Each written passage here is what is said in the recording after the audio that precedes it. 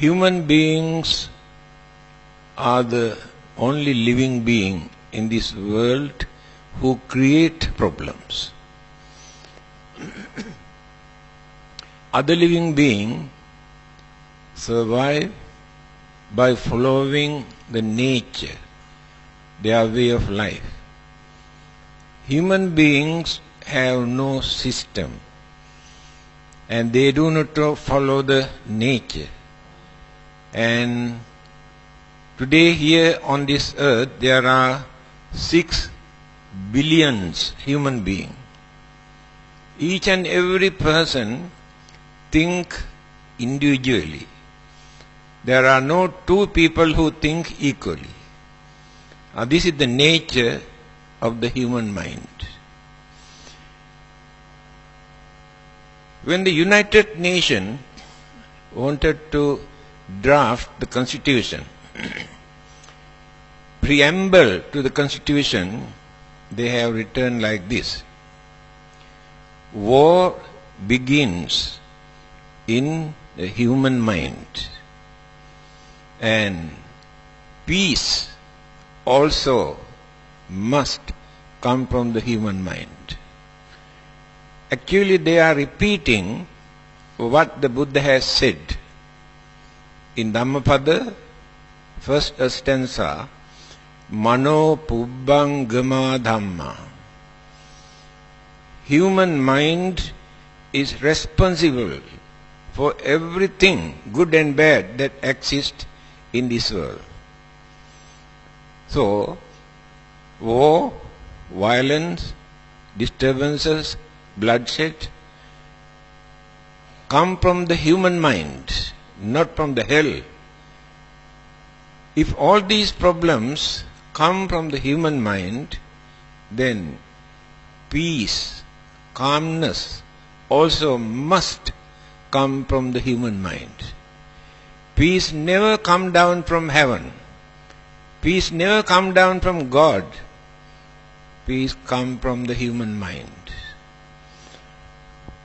So this is one of the important points that they have mentioned to overcome our human problems.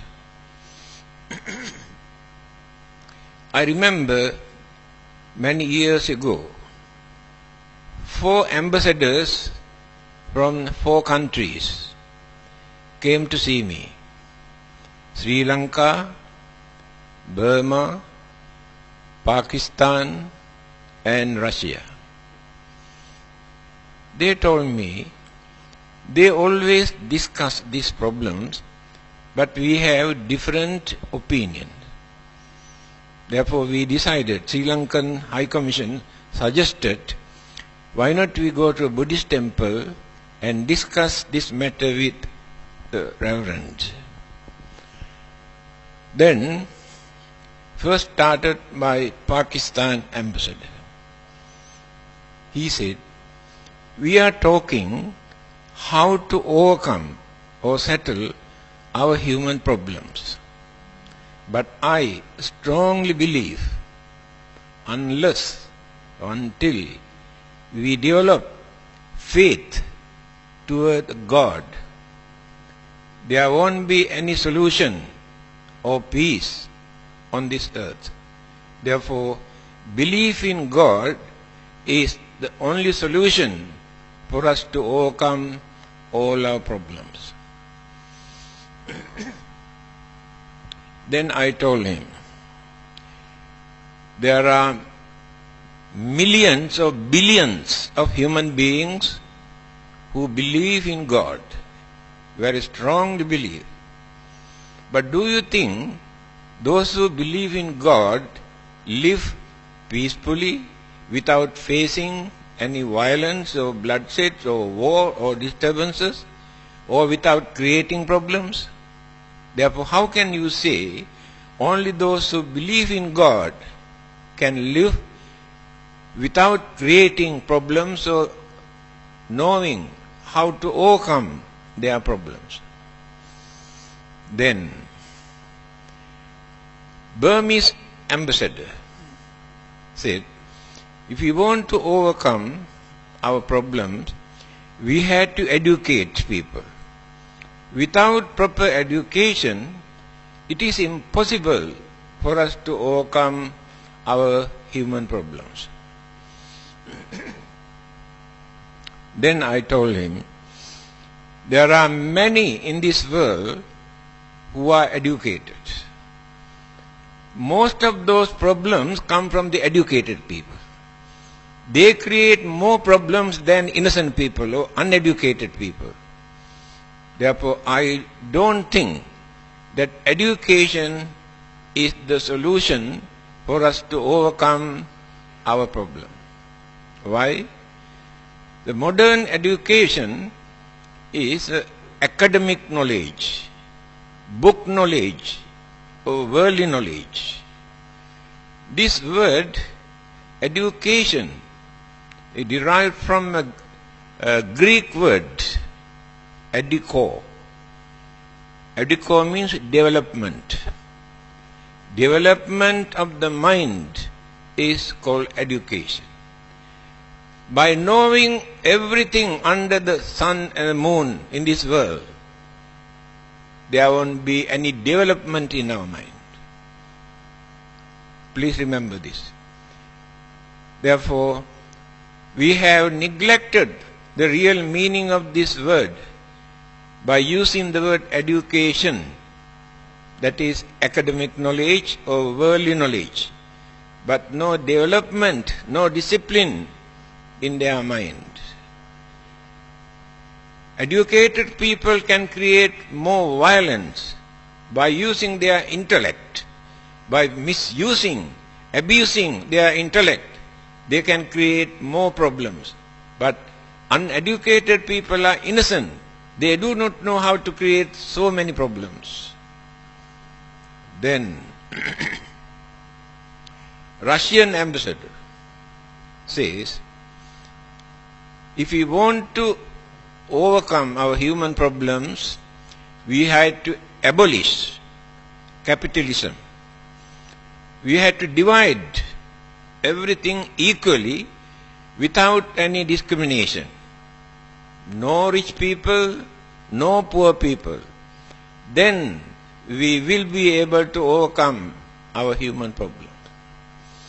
Then I told him, there are countries like Russia or China and some other countries where they try to adapt this way of life. Could they manage to overcome their problems? In fact, they are facing more problems than any other countries.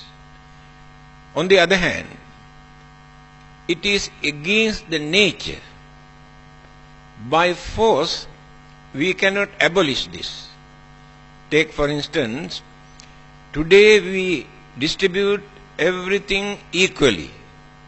But after a few months, we can see how many people have become rich, how many people have become poor. Because cunning people, clever people, know how to bluff and swindle and steal, and they become rich. Innocent people become very poor. Therefore, we cannot go against the nature to overcome our human problems. Then, they say they had to discuss further to find out certain solution, actually how to face our problems. Then I said, one day, somebody came and asked this question from the Buddha. He said, we have so many problems, tangles and entangle, internal and external. In simple language, so many problems we had to face, but we do not know how to overcome, but create more problems when we try to overcome our existing problems. That was the question. Then the Buddha gave the answer. He said, yes, there is a method. Sile patittaya naro sapanyo chittang panyancha bhavaya Atapi nipako bhikkhu so imang vijataye jatang. This is the answer given by the Buddha. Venerable Buddhaghosa, the commentator who has written commentaries to the Pali Tripitaka, has written one book by taking these sayings of the Buddha. He has written nearly 700 pages by taking these sayings of the Buddha. Then what does it mean?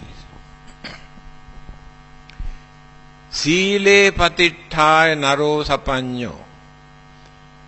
If we want to overcome our human problems, first thing that we have to cultivate is discipline, sila, morals, principles.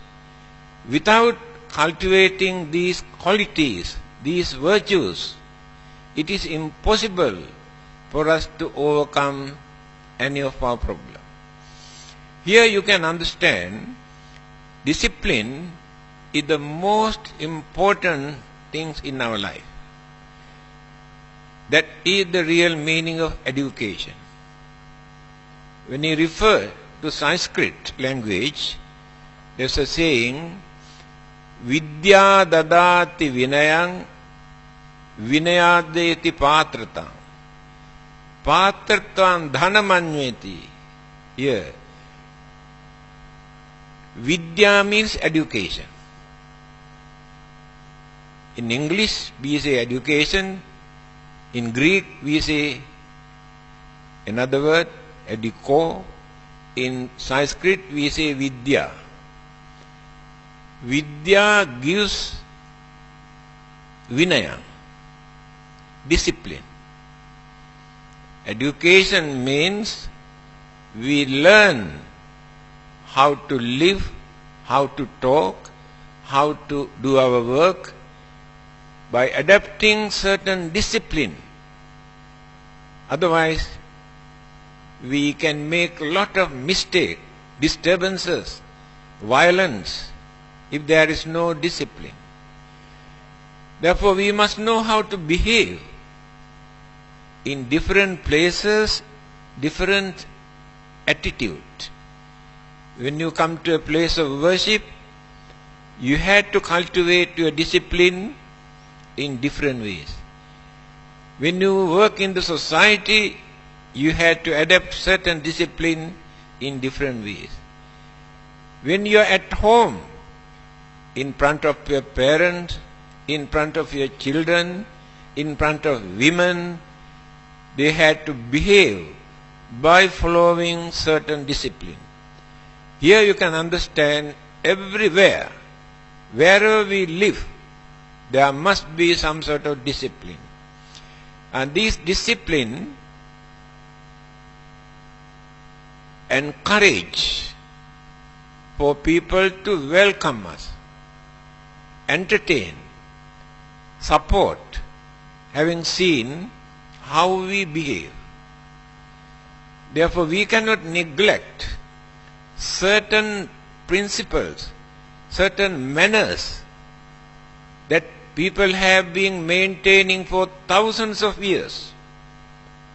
Like India, China, their culture, their discipline, their manners are very important to maintain our discipline, our way of life. And to develop our relationship, our understanding, our cooperation. Therefore, without discipline, whatever we are going to do, that can become a failure. According to the Buddha, here, Sila means moral development, religious principles, without violating universal law, without violating the Dharma. Dharma does not mean only the teachings of the Buddha. The whole world exist, move according to certain dharmata, that is called universal law, not created by God, not created by the Buddha or anybody. The whole universe exists according to certain dharmata. So our duty is to harmonize, to cooperate, otherwise we get into trouble. If we want to go against the nature for our living, for our pleasure, we get into trouble. It is happening now all over the world. Human beings behave in such a way, they do certain things, thinking that they are developing this world. Actually, they do not develop, they are destroying. Human beings are destroying this world, but other living beings never do that, because they follow the nature. Humans do not follow the nature, they are going against the nature. They are in trouble now. Therefore, you can understand how important it is for us to cultivate certain discipline. That is why here the Buddha says the sila, discipline, moral development, principles, we must have. That is the foundation of our way of life to overcome, to avoid, to settle our human problems. Then, second item he mentioned, Chittang Panyancha Bhave. Chitta means mind. We must know what is in our mind. We know everything under the sun and the moon in this world, but we do not know the real nature of our own mind. We do not know what is happening in our mind. We do not know how to control our mind, how to make use of our mind. Therefore, mental development means understanding of the nature of the mind. The Buddha has mentioned in the teachings of the Buddha and Buddhist philosophy, it is mentioned that different people have different characters, different attitude, and different mentality. All are not equal, but they must understand the nature of their own mind.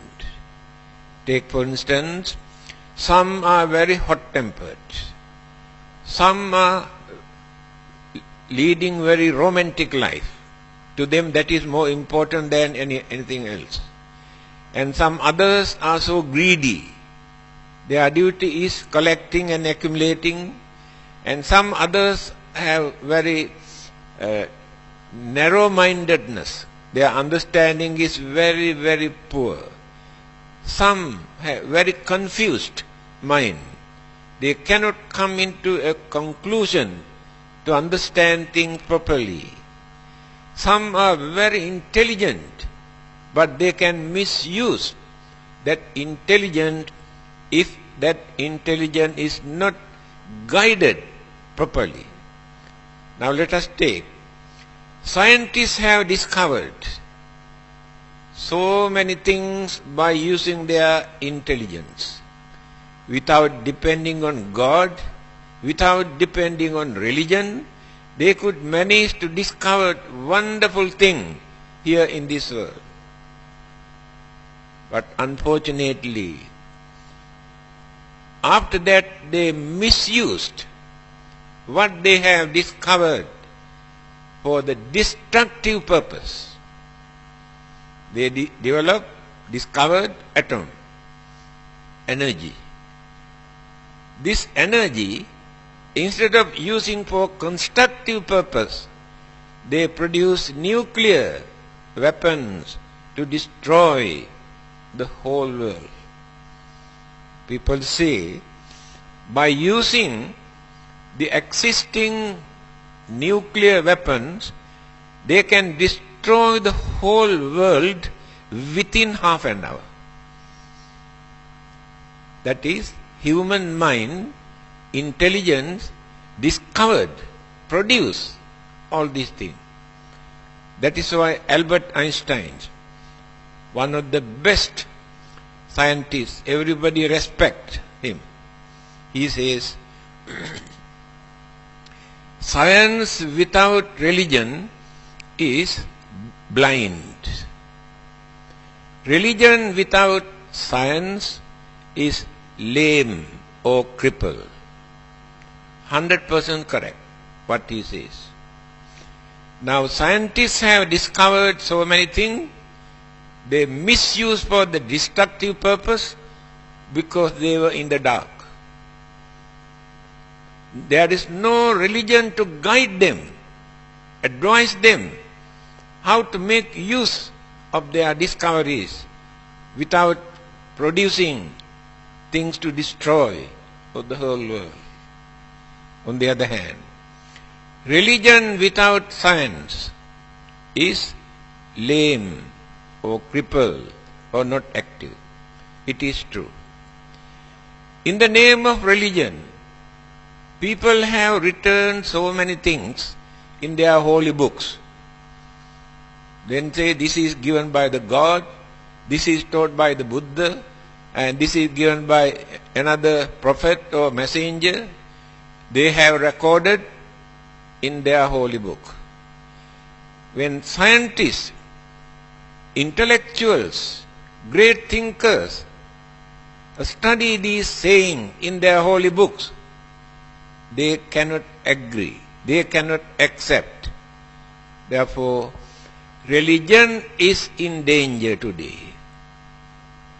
In the West, last month Catholic magazine I have read, in the West, more than 50% given up Christianity. Churches are empty. That is the trouble. Religion without science is in danger. 1998, Pope is the living God on this earth to Catholics. Pope announced, human beings were not created by the God. They come into existence due to gradual development of evolution. Because they had a losing battle with theory of evolution to show that God created human beings at once. But intellectuals all over the world accepted that it is not true. So no other choice. The Pope had to say, yes, human beings were not created by the God. I discussed this matter with the Archbishop of Kuala Lumpur. Why the Pope has said like this? He said actually, his idea is, this body is not created by the God. God creates only soul. That saying also contradicting to their holy book. Why? It is mentioned there. God created a man in the image of God. Then where is that image of God? That's why Albert Einstein says, religions that scientists cannot agree is inactive. But so far scientists could not discover anything in this world that will contradict to the basic teachings of the Buddha. Not even one word uttered by the Buddha. Nobody in this world who can say the Buddha is wrong. The more they discovered new things, the more they come nearer to the Buddha. Now let us take Albert Einstein's theory of relativity. He has come so close to the Buddha. He says, one particular item cannot exist by itself, but by depending on something else. What the Buddha has said in Paticca dependent upon origination. Because of this, that one will appear. Because of that, this one will appear. Because of that, this one will appear. Then go one big round. So, the more they discover, more they come nearer to the Buddha.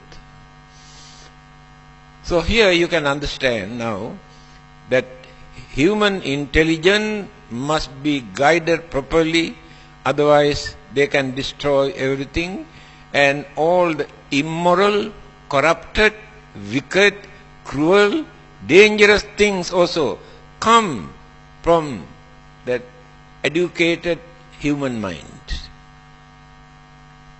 Therefore, education is not the solution, but we must try to understand the nature of our mind.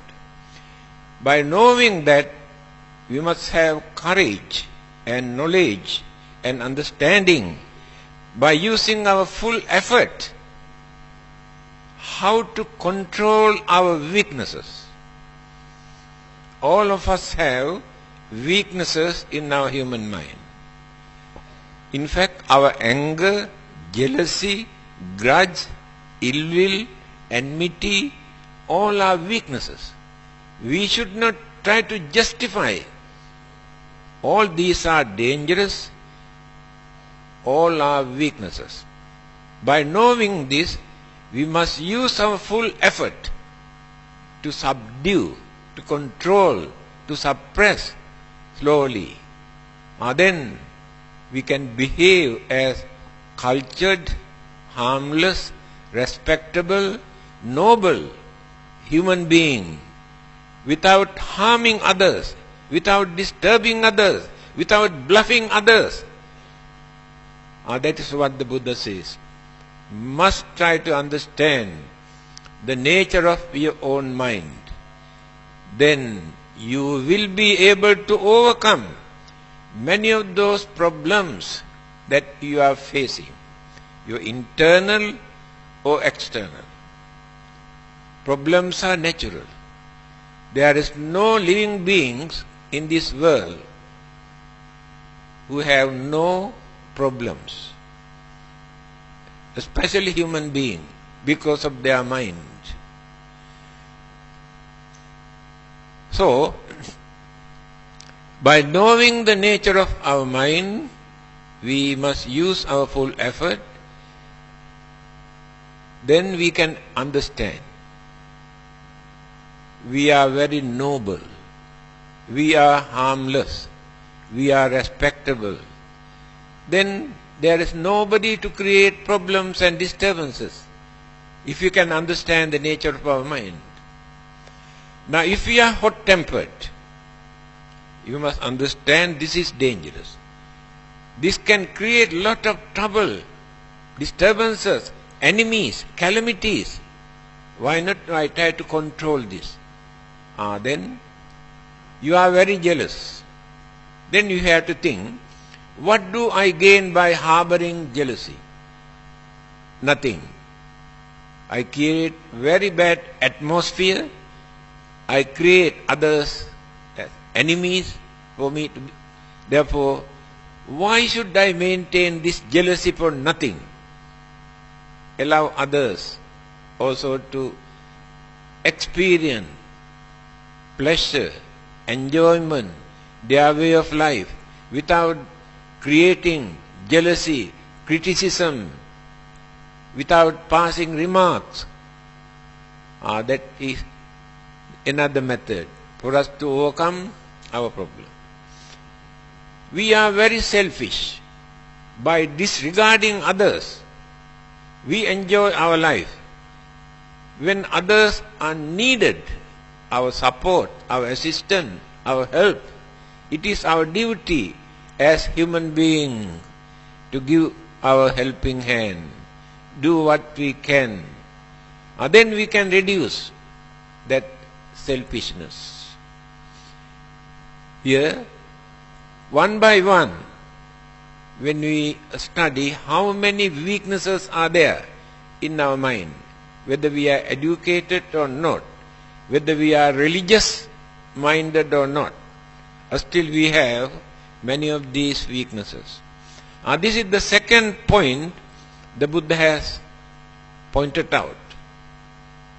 First, you had to cultivate your discipline, moral development, then try to understand the nature of your own mind. Another person cannot understand this, because another beautiful sayings of the Buddha, Yassa papang katang kammang kusalena pitiyati.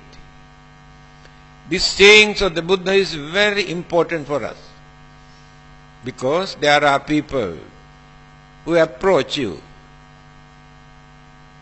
and tell you, although you have committed a lot of sins or bad karma, if you believe in God, He can wash away all your sins and send you to heaven. Especially at the dying moment, they approach. Many people accept this. They never think whether it is possible or impossible. Just accept. But the Buddha says, Suddhi asuddhi paccatang nanya manyang visodhi. Purity or impurity, good karma or bad karma, created by one person, another person cannot change this. Even the Buddha also cannot change this. God also cannot change this. But the person who has committed can do that. This is the sayings of the Buddha. Yassa papang katang kammang kusalena pitiyati. We have been committing certain bad deeds or bad karma. One day we realize, these things are bad. Then determine not to commit, not to do it again. From that day onward, we create more and more and more kusala karma. By cultivating more and more kusala karma, by using the same mind, but not by using another person's mind. Person who has committed the bad thing, now by using the same mind to cultivate good karma, kusala karma. There is another important point here. There are two words, punya karma and kusala karma. In English we say merit, because there is no another word. But these two words give two different meanings. Punya karma, meritorious deeds, good deeds we have done with good intention, by aiming, by expecting any reward, worldly material gain. That is punya karma. You want to enjoy your life, you want to go to heaven and enjoy your life, you want to be born in a rich family to enjoy your life. That is the purpose of your punya karma. But kusala karma is different. Kusala karma means whatever good deeds that we do to reduce our craving, reduce our anger, to reduce our ignorance, that will become kusala karma. This kusala karma, when these karmic thoughts become very weighty, very heavy, bad karma that we have committed earlier had no chance to come and attack us. Let us take example. Angulimala, a murderer who has killed nearly 1,000 human beings. One day he met the Buddha. When the Buddha explained that his attitude is wrong, he understood, gave up, followed the Buddha, become a monk, attain arahanthood by using his full effort through meditation. After that, attain nirvana. All the bad karma that he had committed had no chance to affect him. Please remember, you are the only one who can forgive your sins. God or the Buddha cannot forgive your sin. So that the others cannot come and bluff you. God can take away all your sin and send you to heaven. Another simple example I can give as an advice. Assume you are very hot-tempered. You know it is wrong. You do not know how to control it. Then what do? You go to your God and kneel down and pray and ask the God, please take away my anger. I do not know how to get rid of this. Do you think there is any God in this world who can do that?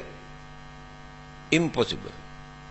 If not, you come to the Buddha and worship and ask the Buddha, please take away my anger from my mind. Do you think the Buddha can do that? Impossible. If the Buddha can do that, why the Buddha could not control Devadatta? Why he could not control Channa? Most stubborn, most created a lot of violence and disturbances, even tried to kill the Buddha also. Buddha could not take out the anger, hatred, their mind. Here you can understand. There is nobody in this world who can do that, but you can do that. When you create strong determination in your mind, I want to withdraw this from my mind, then you get it. That is why Buddha say, not to depend on others. Final word, parting word of the Buddha.